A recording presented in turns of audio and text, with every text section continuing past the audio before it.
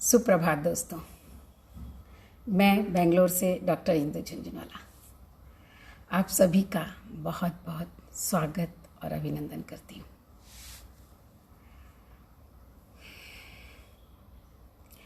अगर सच में जानना चाहते हो मुझे, अगर सच में जानना चाहते हो मुझे, तो किसी ढांचे में ढालकर मत देखो, चुक जाओगे।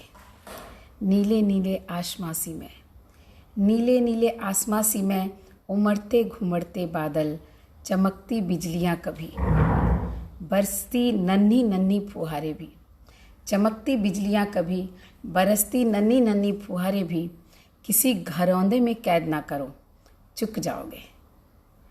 दमकते सूरज सी रोशन में, दमकते सूरज सी रोशन में, दहकता आग का गोला, रोशन दोनों जहां जिसमें, इंद्रधनुषी न्यारी प्यारी किरणें भी, इंद्रधनुषी न्यारी प्यारी किरणें भी, दीपक न समझ लेना खाली, चुक जाओगे। दीपक न समझ लेना खाली, चुक जाओगे। विशाल फैले समुद्र सी में उठती तूफानी लहरें, साहिल की तलाश में, शांत फिर भी लौट आती भी, शांत फिर भी लौट आती भी, बहता सोता न मान लेना, बहता सोता न मान लेना, सिर्फ चुक जाओगे। अगर सच में जानना चाहते हो मुझे, तो किसी सांचे में ढालकर मत देखो, चुक जाओगे। बाहर हूँ मैं, पतझड़ भी मुझसे है, बाहर हूँ मैं, पतझड़ भी मुझ में है, जय हूँ मैं, पराजय भी मुझ में है, झूठ हूँ मैं, सच भी मुझ में है, दोस्तों की दोस्त दुश्मनी भी मुझ में है, सीता हूँ मैं, कैकई भी मुझ में है, सावित्री हूँ मैं, रंभा भी मुझ में है, माँ हूँ मैं, बेटी भी मुझ में है, नारी हूँ मैं, नर भी मुझ में है, नारी हूँ मैं, नर भी मुझ में है। पंच तत्व की दुनिया ये, पंच तत्व की दुनिया ये दुनिया सारी मुझ में है, ये दुनिया सारी मुझसे है। अगर सच में जानना चाहते हो मुझे, तो किसी ढांचे में डालकर मत देखो, चुक जाओगे। तो वास्तव में सच में जानना है किसी को, सच में जानना है स्वयं को भी। ये मुझे की बात क्या है, स्वयं की बात है कि अगर सच में आप स्वयं को जानना चाहते हो, सच में मैं स्वयं को जानना चाहती हूँ, तो किसी एक फ्रेम में, किसी एक इमेज में, किसी एक छवि में, किसी व्यक्ति को जब हम डालकर देखते हैं ना, तो हम उसको संपूर्णता से देख नहीं सकते। बात वही हो जाती है कि हम अधूरा पक्ष देखते हैं, अधूरा सच देखते हैं। और जब हम कल बात कर रहे थे इस शरीर की शक्तियों की, तो बात वही होती है कि हम अधूरा पक्ष देखते हैं, किसी एक ढांचे में, किसी एक ढर्रे पर चलकर देखते हैं, और इसलिए सच अछूता रह जाता है। हम अपनी शक्तियों को पहचान नहीं पाते हैं। तो जब साधना की बात आती है, जब हम निश्चय और न्याय और व्यवहार की बात कर रहे थे, तो दोनों पक्षों को देखने की बात कर रहे थे। दोनों पक्ष अर्थात सकारात्मक और नकारात्मक पक्ष, दोनों पक्ष अर्थात व्यवहार और अध्यात्म, व्यवहार और निश्चय है, दोनों पक्ष अर्थात संसार का सच और अध्यात्म का सच, विज्ञान का सच। तो जब तक हम दोनों पक्षों को नहीं देखेंगे, तब तक समग्रता नहीं आएगी। और दोनों पक्षों में सबसे बड़ी बात ये थी कि हम अपने आप को नहीं पहचानते, और शायद इसीलिए नहीं पहचानते कि हम समग्रता से नहीं देख पाते हैं, क्योंकि हमारे पास देखने की जो क्षमता है वो हमारी आँखें हैं, बोलने की जो क्षमता है वो वाणी है, सुनने की जो क्षमता है कान है, सूंघने की जो क्षमता है नाक है। तो ये जितनी सारी इंद्रियां हैं ना, ये सारी इंद्रियां उस शक्ति का केंद्र है, उस शक्ति का केंद्र नहीं, उस शक्ति को बाहर प्रकट करने का केंद्र है। वास्तव में शक्तियों का केंद्र कहीं अलग है, अंतर में है, और ये सिर्फ प्रगटीकरण का एक माध्यम कह सकते हैं, उसको केंद्र भी नहीं कह सकते हैं, एक माध्यम है। तो स्वयं को जानना है तो हमें इस माध्यम को तो हम जानते हैं, हम आँख नाक कान मुंह और सब सारी इंद्रियां हमें दिखती हैं, सबकी इंद्रियां दिखती हैं, और हम इंद्रियों के बनिस्पत ही जितना खुद को और जितना दूसरों को जानते हैं, उसके आधार पर जब हम आकलन करते हैं ना, तो वो आकलन गलत हो जाता है। और जब आकलन गलत होगा, जानना गलत हो जाएगा, तो बात उपयोग की जब आती है, जैसे मैंने 3 स्टेज जो मैंने अपनी ज़िंदगी में समझे कि पहले अपनी शक्तियों को पहचानने की बात जो हमने कल की, अपनी शक्तियों को पहचानना, फिर उसके उपयोग की बात समझना, और उपयोग में दुरुपयोग और सदुपयोग, ये दोनों चीज़ें आती हैं। तो उपयोग की बात तब तक नहीं समझ में आएगी जब तक कि हम सदुपयोग और दुरुपयोग को भी नहीं जान पाएंगे। तो और इन सदुपयोग और दुरुपयोग को जानने के लिए फिर वही एक चक्र है कि पहले स्वयं को जानना है, अपनी शक्तियों को पहले पहचानना है। ये बहुत ज़रूरी है। हमारे पास आँख, नाक, कान, मुंह है, हाथ है, और हम सोचते हैं हमारे पास बड़ी सारी शक्तियाँ हैं, और जिनके पास इनकी कमी होती है हम उनको निर्बल मान लेते हैं। कहते हैं ना कि वो विकलांग हैं, मतलब कोई अंग उनके पास नहीं है।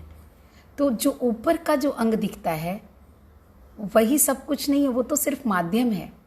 अगर किसी व्यक्ति के पास मस्तिष्क है, विवेक है, ज्ञान है, तो वो विकलांग नहीं हो सकता है। वो शरीर से विकलांग हो सकता है, व्यवहार की भाषा में वो विकलांग हो सकता है, लेकिन निश्चय की भाषा में वो विकलांग नहीं हो सकता है। तो पहले हमें ये जानना बहुत ज़रूरी है कि हमारे पास कितनी शक्तियाँ हैं, और उसके प्रगटीकरण के जो माध्यम हैं वो वास्तव में शक्ति नहीं है, वो उसको प्रकट करने का माध्यम है। और यही माध्यम है जिसके लिए मैं कहती हूँ कि ये शरीर बहुत ज़रूरी है। ये शरीर ईश्वर का जो मंदिर, जितने भी हमारे ऋषि मुनियों ने इसको ईश्वर का मंदिर माना है, इसका कारण भी यही है, मुझे ऐसा लगता है। क्योंकि ये शरीर है ना, तो प्रगटीकरण का माध्यम नहीं होगा तो प्रकट किससे करेंगे? तो महत्ता किसी की भी कम नहीं होती। पूरे जीवन में मैं देखती हूँ कि संघर्ष का कारण ही यही होता है कि एक की महत्ता मान ली जाती है, दूसरे को गौण कर देते हैं। हमेशा परिवार में देखो तो जो कमाता है वो मुख्य हो जाता है, जो उसको खर्चता है और उसको संजोता है और उसको उपयोग में लाता है, उसकी महत्ता ही नहीं है। तो बात ऐसी ही हो गई ना, आँख नाक कान वाली, ये माध्यम है। तो महत्ता उसकी भी है परिवार में, जो कि भोजन की व्यवस्था करने के लिए धन कमा के लाता है, रहने की व्यवस्था करने के लिए धन कमा के लाता है, और जो उस कमाने को, उस पैसे को जो उपयोग में ला कर के पूरे परिवार के लिए जो व्यवस्था करता है, सीधे अर्थ में कहूँ तो गृहिणी। गृहिणी शब्द बड़ा सुंदर शब्द है। गृह ऋणी, जिसका कि घर ऋणी हो उसको गृहिणी कहते हैं। जो ग्रहण करता है, जिससे लोग ग्रहण करते हैं, वो उसके ऋणी हो जाते हैं। तो बड़ा सुंदर शब्द है गृहिणी, जिसको कि हमने इंग्लिश में हाउस वाइफ कह दिया है, और अब लोग बोलने लगे हैं होम मेकर। तो आप सोचेंगे मैं साधना की बात कर रही थी, ये क्या बात है? ये भी साधना की बात है, ये भी समझने की बात है। मैंने हमेशा कहा है कि निश्चय ने और व्यवहार ने को समझने की बहुत ज़रूरत है, दोनों को साथ लेकर चलना है। और यही होता है, जब दोनों को साथ नहीं लेकर चलते हैं ना, तब परिवार में संघर्ष शुरू होता है। आज मैं देखती हूँ पूरे जगह, मतलब इस खास करके भारत में, जहाँ पर कि गृहिणी को महत्व नहीं दिया गया, तो उसकी हर संतान, पुत्र को महत्व दिया गया, पुत्री को महत्व नहीं दिया गया।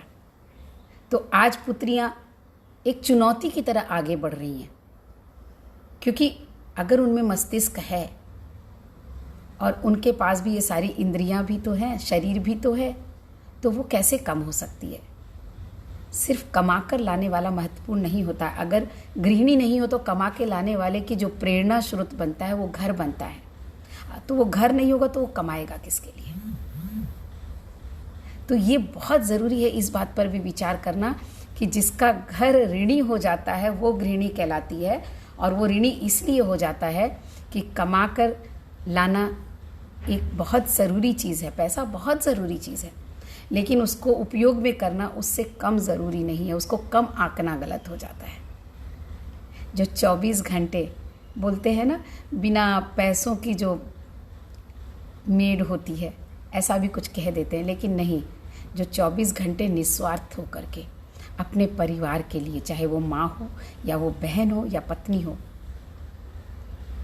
या सास हो या बहू हो, वो सब की सब निस्वार्थ भाव से सिर्फ और सिर्फ अपने परिवार के लिए 24 घंटे जो लगी रहती है, 24/7 जिसको कहते हैं। और उसी तरह पुरुष भी अपने परिवार के लिए, समाज के लिए 24 घंटे लगा रहता है। वो सोता है तब भी उसके दिमाग में यही चलता है कि कैसे और पैसा कमा सकता हूँ, कैसे मैं अपने काम को अच्छा कर सकता हूँ। तो महत्व किसी का भी कम नहीं है। और जब हम कम आंक देते हैं तो संघर्ष शुरू हो जाता है। तो बात जब हम शरीर की करते हैं ना, तो शरीर का भी जब हम महत्व कम आंक देते हैं तो संघर्ष शुरू होता है। तब हम उस बात को नहीं समझ सकते, उस साधना को नहीं समझ सकते जो साधना हम करना चाहते हैं। जब हम निश्चय और व्यवहार की यात्रा करते हैं, जब हम अपने शक्तियों को पहचानने की बात करते हैं, तो शरीर को अलग रख के तो नहीं कर सकते हैं। और आज इस बात पे ज़्यादा जोर मैं इसीलिए दे रही हूँ क्योंकि ज़्यादातर यही होता है कि या तो शरीर की उपेक्षा होती है और या आत्मा की उपेक्षा होती है। तो ये उपेक्षा दोनों में से किसी एक की भी उपेक्षा अगर हम करते हैं ना, तो हम संघर्ष को पैदा करते हैं। अपने शरीर के अंदर भी संघर्ष होता है।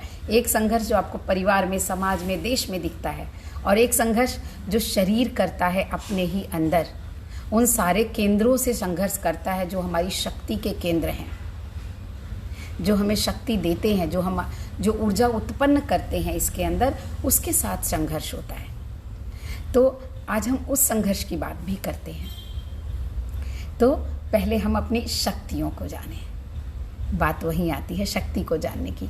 तो बहुत एक आम तौर पे अगर हम उस शक्ति की बात करें तो हमारे पास क्या क्या है? मन है, वाणी है, शरीर है, श्वास है और कर्म है। ये 5 तत्व हैं। मन, वाणी, शरीर, कर्म और श्वास। ये हमारी शक्तियों का भी केंद्र है। मन हमारी शक्तियों का केंद्र है। वाणी बहुत बड़ी शक्ति है। और शरीर, उसके बारे में हम अभी चर्चा शरीर से शुरू करेंगे, और उसके बाद आता है श्वास, और उसके बाद आता है कर्म। तो हम ये 5 तत्वों के बारे में अगर जानते हैं, इन 5 तत्वों की शक्ति को जान जाते हैं, तो हम अपनी शक्ति को पहचान सकते हैं। और जब हम अपनी शक्ति को पहचान लेंगे तो फिर हमें उपयोग और दुरुपयोग, फिर दुरुपयोग और सदुपयोग की बात कर सकते हैं। तो सबसे पहले हम शरीर को लेते हैं। शरीर में सबसे पहले आता है भोजन। आपके शरीर में जो भी शक्तियाँ बनती हैं उसमें होता है अग्नि तत्व जो है वो ऊर्जा का सबसे बड़ा केंद्र होता है। तो और वो कैसे उत्पन्न होता है और किस तरह से हमारे शरीर की जो शक्ति है वो कहाँ कहाँ लगती है? तो 2 मुख्य केंद्र होते हैं हमारे शरीर के शक्तियों को, जो जहाँ शक्तियाँ खर्च होती हैं। कहाँ खर्च होती हैं? एक मस्तिष्क में और एक पेट, भूख में, जो हम भोजन करते हैं उसमें।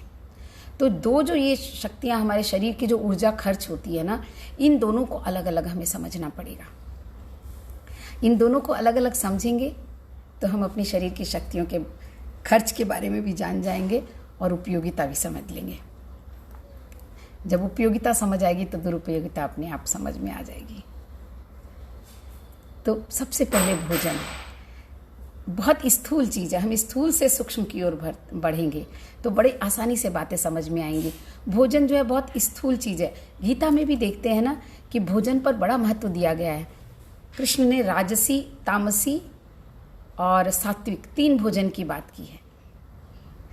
तो ये तीनों भोजन की बात अगर भगवत गीता में कही गई है, अगर हम उपनिषद और दर्शनों की बात भी करें, जैन दर्शन की बात करें, बौद्ध दर्शन की बात करें, या किसी भी दर्शन की बात करें, तो भोजन को बड़ा महत्व दिया गया है।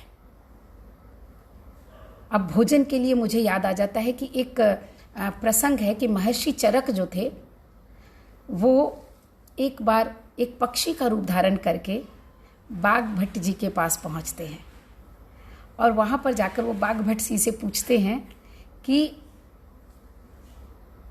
स्वस्थ कौन है, स्वस्थ व्यक्ति कौन है? तो बाघ भट्ट जी कहते हैं कि स्वस्थ व्यक्ति वो है जो हित भोजन करता है, हित भोजी है। संस्कृत में है, मैं हिंदी में समझा रही हूँ। हित भोजी जो है वो स्वस्थ है। 3 बार वो पूछते हैं। महर्षि चरक 3 बार पहुँचते हैं। महर्षि चरक जो है औषध विज्ञान के बहुत बड़े ज्ञाता थे। तो वो दूसरी बार पूछते हैं स्वस्थ कौन? तो बाघभट्ट जी कहते हैं मित भोजी। और तीसरी बार जब वो पूछते हैं कि स्वस्थ कौन, तो वो कहते हैं ऋत भोजी। तो 3 शब्द हमारे सामने आ गए भोजन के संबंध में, मित भोजी, हित भोजी और ऋत भोजी। मित भोजी भोजन की परिमाण की कम भोजन करना, मतलब परिमाण के बारे में सोचना। हित भोजी मतलब जो शरीर में जाकर के अजीर्ण नहीं बने, जो शरीर में जिसकी आवश्यकता जो है अपनी आवश्यकताओं की पूर्ति करता हो, शरीर के लिए अच्छा होता हो, वो हित होता है। हित मतलब जो हमारे लिए सही होता है, हित भोजी। और तीसरा था ऋत भोजी। ऋत भोजी मतलब ऋतु को आप रीति को अर्थ में ले सकते हैं कि ऋतु के अनुसार, संरचना के अनुसार, अपने शरीर के अनुसार और उस वातावरण के अनुसार जहाँ आप रहते हो उसकी ऋतुओं के अनुसार जो भोजन किया जाता है वो ऋतु भोजी में आता है। तो ये 3 शब्द हैं। ये 3 शब्द हमें देखने हैं कि हम क्या ऋतु भोजी हैं, हम क्या मित भोजी हैं और हम क्या हित भोजी हैं। क्योंकि इस शरीर का, भोजन का हमारे शरीर पर सिर्फ इतना ही प्रभाव नहीं है कि वो हमारे शरीर में मांस और खून और पानी इन सब की सप्लाई करता है। जो शरीर की जो ज़रूरतें हैं ना, रासायनिक ज़रूरतें हैं, इन सब की जो वो पूर्ति करता है, भोजन उतना ही नहीं है। हमने भोजन को उतना मान लिया है। इसलिए मैंने कहा कि मैं नहीं जानती, मैं खुद को नहीं जानती, खुद के शरीर को ही नहीं जानते। हम घर के जब अंदर प्रवेश करेंगे, पहले हमें लोकेशन ही नहीं पता, लोकेशन के बारे में ही ज्ञान नहीं है, तो हम पहुँचेंगे कैसे उस तक जहाँ हम पहुँचना चाहते हैं। तो पहले हमें पहुंचना पड़ेगा अपने भोजन का जो विवेक होता है वो आयुर्वेद में इस तरह से कहा गया है। और बात आयुर्वेद की नहीं करें, इसको हम व्यवहार की बात भी करें तो भी आप व्यवहार में इसको समझ सकते हैं। ज़्यादातर सारी की सारी समस्या जो है ना कहीं जो शरीर में होता है, कहते हैं ना कि हम जितना खाते हैं उसमें 25% तो अपने लिए खाते हैं और 75% डॉक्टरों के लिए खाते हैं। मतलब हमें 25% वो खाना चाहिए जिसके लिए डॉक्टरों के पास नहीं जाना पड़े कभी, और डॉक्टरों का जो है डॉक्टर की ज़रूरत खत्म हो जाए। तो ये जो 3 चीज़ें ना, हित, मित और ऋत, इन तीनों चीज़ों को अगर ध्यान में रखें तो सिर्फ शरीर की समस्या नहीं, हमारे मन की, आत्मा की समस्या भी दूर होगी। और वो किस तरह से दूर होगी ये हम कल चर्चा करेंगे, क्योंकि आज कल से हमने कोशिश की है कि 20 मिनट आपका ज़्यादा समय ना लूँ। तो आज बस इतना ही। बहुत बहुत धन्यवाद आपका। आज के लिए एक विचार छोड़ कर जाती हूँ, हित, मित और ऋत। हालांकि बहुत सारे लोगों ने ये सुना भी होगा, कुछ भी नया नहीं है। मैंने पहले भी कहा है, ज्ञान कुछ भी नया नहीं है। जो है सो है, निश्चय नहीं कहता है, जो है सो है, और जो नहीं है सो नहीं है। इसलिए रिसर्च की बात होती है। तो मैं कुछ नई बात नहीं कह रही हूँ, लेकिन इसे हम जीवन में थोड़ा सा सोच कर देख सकते हैं। बहुत बहुत धन्यवाद।